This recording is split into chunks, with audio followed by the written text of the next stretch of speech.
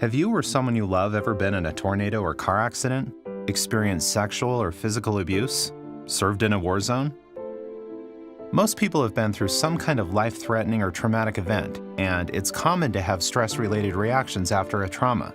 But when symptoms last more than 3 months and they're not getting better, it's time to get help. Meet Sam. He recently returned from serving in Iraq. For many people, being in a crowded place like a baseball stadium or busy grocery store feels comfortable, but not for Sam. What should be a nice night out, taking his wife Tara to a restaurant, isn't fun for him anymore. He can only handle it if he sits with his back to the wall where he has a good view of the exits, and even then, he's too on edge to really enjoy it. At home, things aren't the way they used to be either. His sleep is restless at best, and some nights Tara isn't sure if Sam comes to bed at all. Sam seems to have a short fuse these days, and sometimes he snaps at Tara over tiny misunderstandings. What he and Tara never talk about is the trauma he experienced when he was deployed. He's never mentioned the guilt, the weight he carries around, wishing he could have done more to prevent what happened. Instead, he's turned inward, pulling away from family and friends. Tara tried to give him some space, but after months passing without change, she really started to worry. She was the one to finally say what they were both thinking. It's time to get help. That's when Sam finally decided to take action. He reached out to a doctor who told him about PTSD, or post-traumatic stress disorder.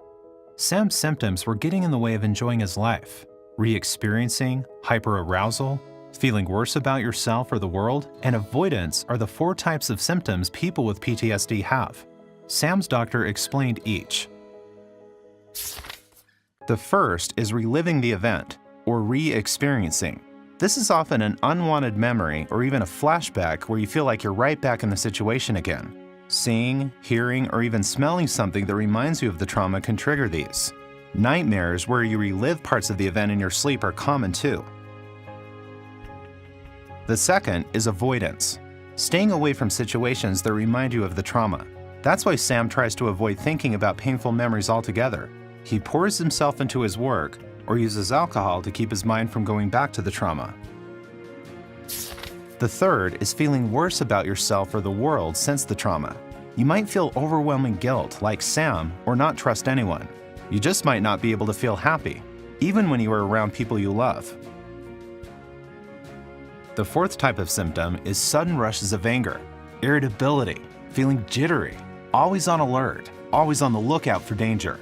This is called hyperarousal, and loud noises or a driver cutting in front of you can be all it takes to set you off.